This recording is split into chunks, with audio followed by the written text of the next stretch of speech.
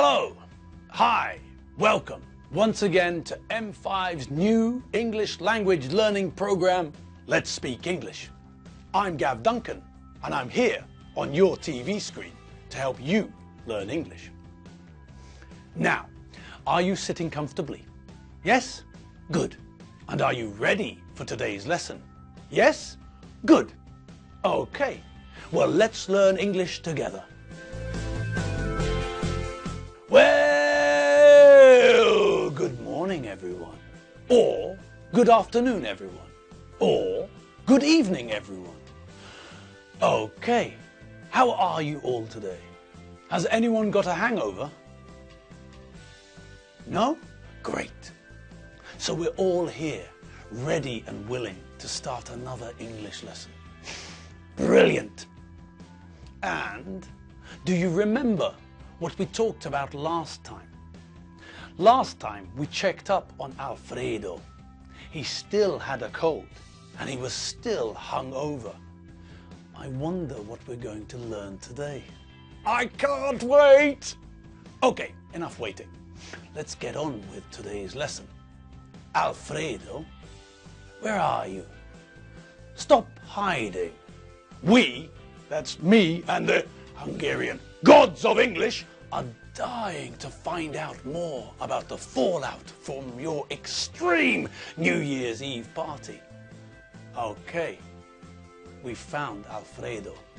He's in the pub and he's with Dave Squid. So, Alfredo, how do you feel today?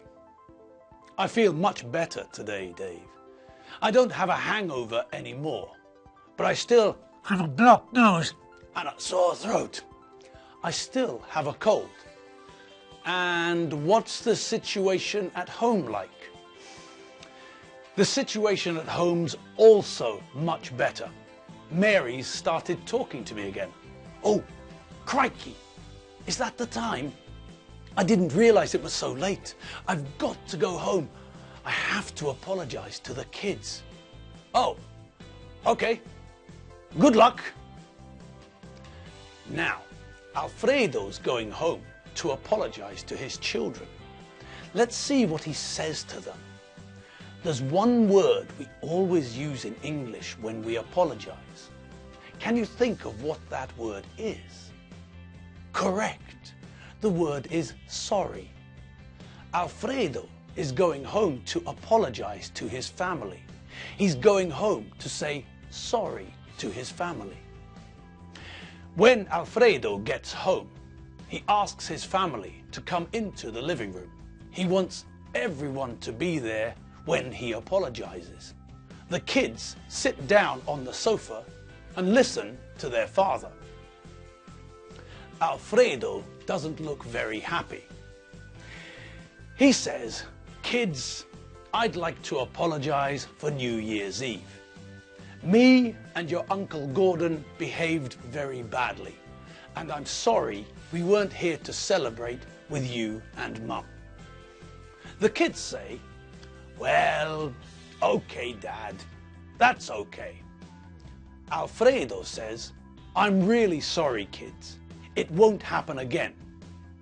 The kids say, "Okay, Dad, we forgive you." Great. So now things are getting back to normal again. Alfredo has still got a cold. His nose is still blocked and his throat is still sore, but he apologized to his family and the kids forgave him for missing the New Year's Eve celebrations. Great. Alrighty. Now let's have a look at some of the language Alfredo used when he was apologizing. He used one main word. He said that he was sorry. This is the main word we use in English to apologize. We can say, "I apologize," but it's very formal. Most people just say, "I'm sorry." We can say, "I'm sorry about something," or we can say, "I'm sorry for something." Alfredo said that he was sorry for New Year's Eve. He was sorry for missing the family celebrations. And what did the kids say? Well, they forgave him. They accepted his apology, and now the matter is closed. Things are back to normal. So, we learned a new verb there, didn't we? That's right.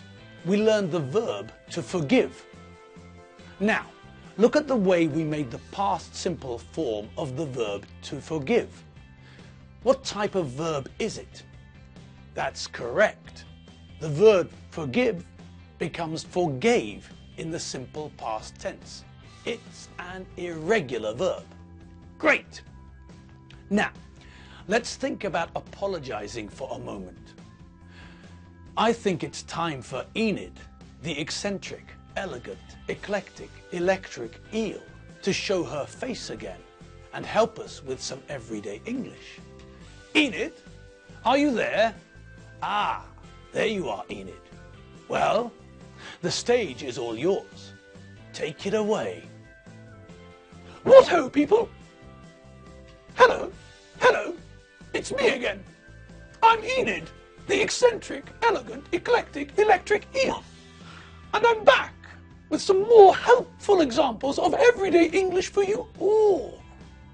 Now, I just saw Alfredo apologizing to his children, and it made me think, what other ways are there in English to apologize? Are you ready? Yes? Good. Okay, here we go. Now, in English, as Gav told you, we often use the word sorry to apologize. We can say, I apologize, but it's very formal. Normally, people say, I'm sorry, when they want to apologize. Sometimes we don't use the verb to be. We just use the word sorry to express apology. Sorry, I didn't mean to wake you up. Or, sorry, I'm late. We can also use sorry in other ways. If you step on someone's foot, you say sorry. You don't need to say why you're sorry. The person knows why you're sorry. You stepped on their foot. It's polite to say sorry. You hurt someone, and it's important to say sorry. It's polite to say sorry. It's the right way to behave. We also sometimes use the phrase, excuse me. We use this phrase in different situations. For example, if I want to get someone's attention, I wave my arm and say, excuse me. We also use the phrase, excuse me, a lot when we're trying to move through a crowd, through a large group of people in a small place. We don't want to force our way through the crowd. This is not a game of rugby. We use excuse me to let people know that we are trying to move through the crowd. We're asking them to move so that we can pass. We can also use the phrase, excuse me, when we want to interrupt someone who is speaking. It's not polite to just interrupt someone. It's much nicer if we say, excuse me, first. Okay, that's all the everyday English I have for you today. I'll see you anon. Toodaloo, pip pip, cheery bye. Okay, thank you, Enid. Now, where were we? Ah, yes, we were thinking about apologies. Alfredo apologized to his kids for missing the New Year's Eve celebrations at home. Alfredo and Gordon, his brother-in-law, were drinking at Gordon's flat when Mary and the kids were celebrating New Year's Eve. New Year's Eve is one of the few times a year when the kids can stay up until after midnight, and their dad wasn't there. He was in their uncle's flat, drinking gin and vodka and rum and brandy. Now, let's have another look at something Alfredo said when he apologized to the kids. When Alfredo apologized, he said, behaved very badly. Now, this is something new, isn't it? If we look at the word badly, we can recognize that it's connected to the adjective bad. But what is this word badly? And why do we have to add "ly" to the end of the adjective bad? Well, the word badly is an adverb. A what verb, Gav? No, it's not a verb. It's not a type of verb. The name for this part of English is an adverb. And we use adverbs in a similar way to adjectives. Now, do you remember what a noun is? Of course you do. Gods of English, don't forget simple things like nouns. Great. Well, we all remember that a noun is a word which tells us what something is. Nouns tell us what we're talking about. A car, a lady, an uncle. Car, lady, and uncle are all nouns. They tell us what we're talking about. Good. Now, who can remember what adjectives are? Great. Now, we use adjectives to give more information about nouns. We can say that the car is red, or that the lady is slim, or that the uncle is old. We use adjectives to give more information about nouns. Now, the situation with adverbs is similar. We use adjectives to give more information about nouns, and we use adverbs to give more information about verbs. More information about verbs. I know what you're all thinking. You're thinking, how can we give more information about verbs, Gav? Well, we use adverbs to tell someone how an action was performed, how someone did what they did. For example, we can say John Benchfield finished his homework. Okay, we've got some information in this sentence, but not much. Now, if we add an adverb, we can give more information about how John did his homework. We can use the adverb quickly. John Benchfield finished his homework quickly, for example. Or we could use the opposite adverb to quickly, slowly.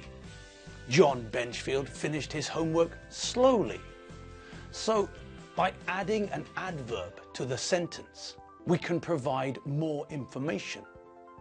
If John finished his homework in 5 minutes, then we know that he finished his homework quickly. If John finished his homework in 3 hours, then we know that John finished his homework slowly. Just as we use adjectives to give extra information about nouns, we use adverbs to give extra information about verbs.